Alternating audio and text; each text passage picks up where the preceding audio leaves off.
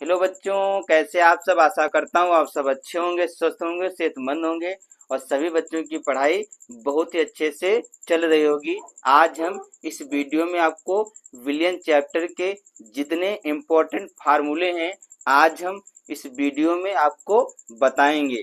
इसलिए सभी बच्चे इस वीडियो को पूरा देखें और अंत तक देखें। तो सबसे पहले हम आपको बताएंगे मूलरता के सूत्र। तो मूलरता को कैपिटल एम से प्रदर्शित करते हैं। इसका सूत्र होता है विलय का भार गुणे 1000 बटे विलय का अनुभार गुणे आयतन ml में। या अगर इसे ऐसे लिखना चाहें कैपिटल एम क्या है, मूलरता को हम कैपिटल एम से प्रदर्शित करते हैं। विलय का भार इसे हम स्मॉल डब्ल्यू से प्रदर्शित करते हैं गुणे 1000 बटे एम क्या है, विलय का अनुभार गुणे वी क्या है, आयतन ml में। फिर मूलरता का अगला सूत्र है विलय का भार बटे विलय का अनुभार गुणे आयतन लीटर में। यह इसे ऐसे भी लिख सकते हैं m बराबर स्मॉल डब्ल्यू बटे स्मॉल एम गुणे वी लीटर में। अगर दोनों सूत्रों में देखा जाए तो आप ध्यान से देखेंगे, अगर आयतन ml में दिया है तो गुणे 1000 लगाएंगे, यानी कि विलय का भार गुणे 1000 लिखेंगे, फिर बटे विलय का अनुभार गुणे आयतन ml में। अगर आयतन लीटर में दिया है तो 1000 नहीं लिखते हैं, तो सूत्र लगाएंगे विलय का भार बटे विलय का अनुभार गुणे आयतन लीटर में।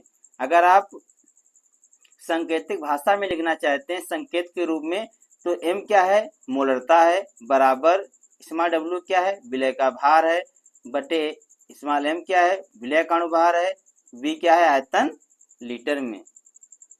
फिर अगला सूत्र है मोलरता का।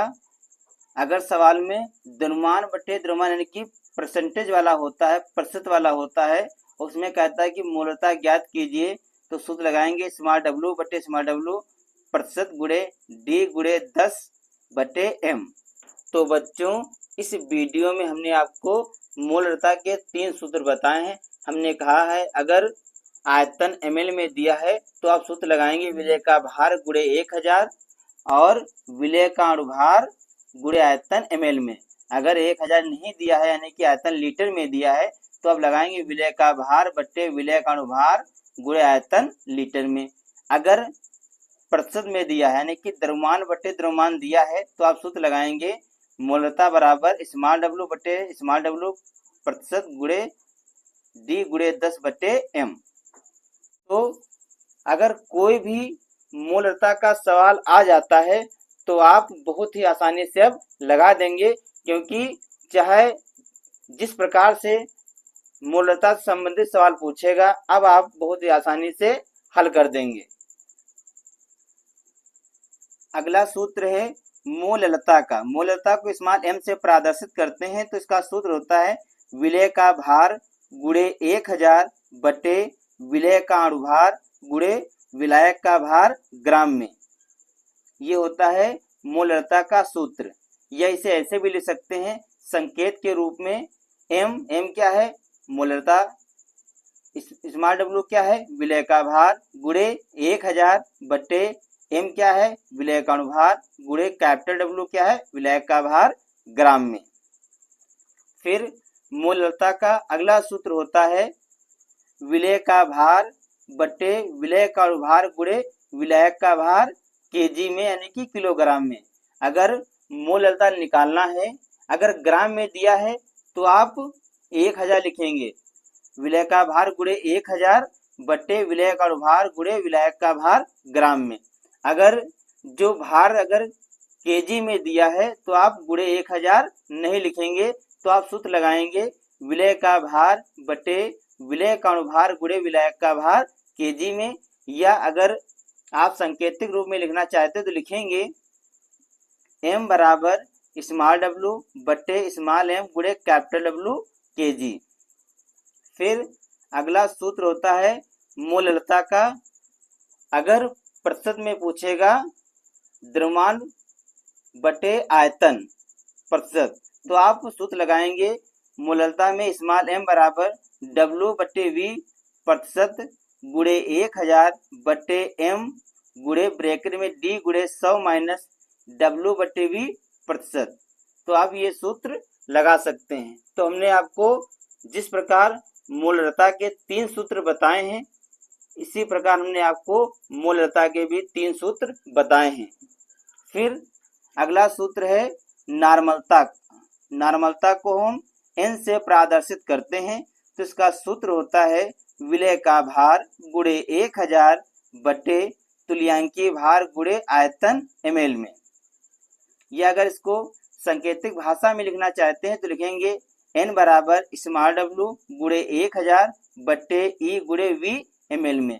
चाहे आप इस प्रकार से लिखें या इस प्रकार से, दोनों प्रकार सही हैं। अगर जो आयतन है ml में दिया होगा तो अब नॉर्मलता निकालना है तो आप सूत्र लगाएंगे विलय का भार गुणे 1000 बटे तुल्यांकीय भार गुणे आयतन ml में। फिर अगला नॉर्मलता का सूत्र है विलय का भार बटे तुल्यांकीय भार गुणे आयतन लीटर में। अगर आयतन लीटर में दिया होगा तो गुणे 1000 नहीं लिखते हैं। या आप ऐसे लिख सकते हैं n बराबर स्मॉल w बटे E गुणे V लीटर में।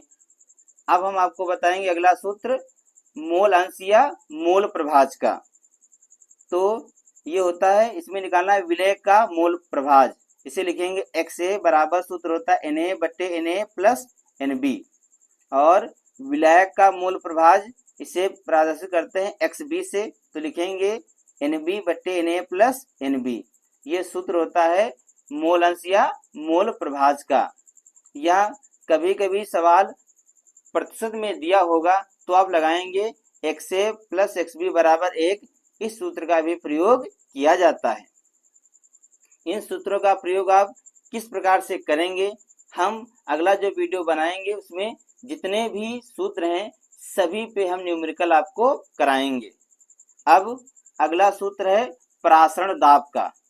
तो प्रासरण दाब को पाई से प्रदर्शित करते हैं या P से प्रदर्शित करते हैं। तो इसका सूत्र होता है पाई बराबर N बटे V RT। यानी क्या है, विलय के मोलों की संख्या है, V क्या है, आयतन है, R गैस स्थिरांक है, T टेम्परेचर यानी कि तापमान है। या इसका अगला सूत्र होता है पाई बराबर CRT। और इसका अगला सूत्र होता है पाई बराबर स्मॉल w बटे m गुणे V। यानी कि n क्या है, विलय मूलों की संख्या है। तो विलय के मूलों की संख्या का सूत्र होता है भार बटे अनुभार, यानी कि स्मॉल w बटे m, और ये हमारा V RT।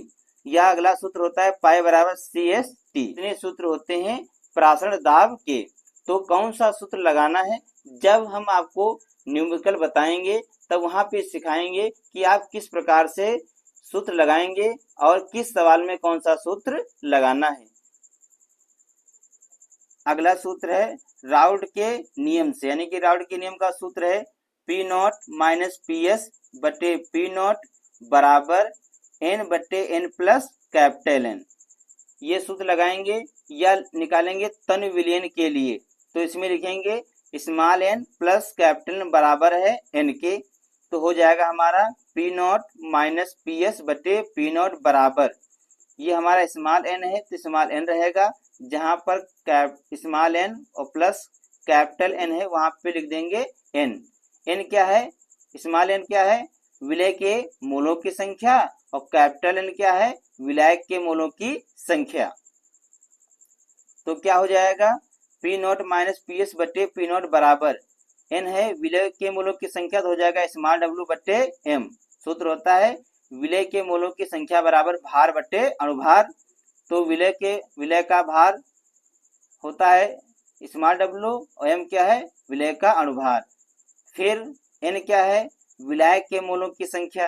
तो क्या हो जाएगा कैपिटल W बटे कैपिटल M। फिर आपका सूत्र हो जाएगा P नॉट माइनस PS बटे P नॉट बराबर, अब जो बटे में संख्या है गुणे का चिन्ह लगाएंगे तो इसका दर्जा पलट जाएगा, तो हो जाएगा स्मॉल W बटे M गुणे कैपिटल M बटे कैपिटल W। ये हमारा एक सूत्र हो गया राउड के नियम से। इस सूत्र में भी आपको न्यूमेरिकल लगाने हैं, अक्सर सवाल में पूछे जाते हैं। इसमें P नॉट क्या है, विलायक का वाष्प दाब, पी नॉट क्या है, विलायक का वाष्प दाब, पी एस क्या है, विलयन का वाष्प दाब, और स्मॉल डब्ल्यू मैंने बताया क्या है, विलय का भार, और स्मॉल एम क्या है, विलय का अनुभार, एम क्या है, विलायक का अनुभार, और कैपिटल डब्ल्यू क्या है, विलायक का भार। फिर अगला एक सूत्र होता है राउड के नियम से वाष्पशील विलय का, इस सूत्र का भी प्रयोग होता है सवालों में। तो उसका सूत्र होता है P बराबर P naught A X A plus P naught B X B, इस सूत्र का भी प्रयोग होता है, यानी कि जो ये सूत्र है इस सूत्र में भी पेपरों में न्यूमेरिकल पूछे जाते हैं। फिर अगला सूत्र है क्वथनांक का उन्नयन, इसे डेल्टा टीबी से प्रदर्शित करते हैं। तो इसका सूत्र होता है 1000 गुणे के बी गुणे स्मॉल डब्ल्यू बटे एम गुणे कैपिटल डब्ल्यू, ये सूत्र होता है क्वथनांक का उन्नयन का।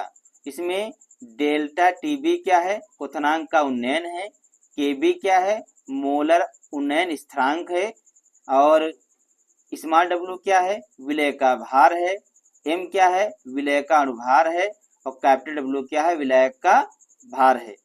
फिर अगला सूत्र है हिमांक में अवनमन का सूत्र होता है डेल्टा टीएफ बराबर 1000 गुणे केएफ गुणे स्मॉल डब्ल्यू बटे स्मॉल एम गुणे कैपिटल डब्ल्यू।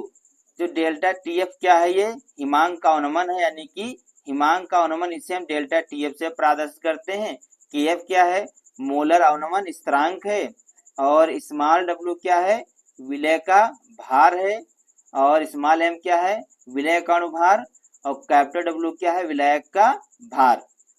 तो बच्चों इस वीडियो में हमने आपको विलियन चैप्टर के जितने भी इम्पोर्टेंट फार्मूला हैं सभी फार्मूले हमने आपको इस वीडियो में बहुत ही आसान शब्दों में लिखकर समझाया है।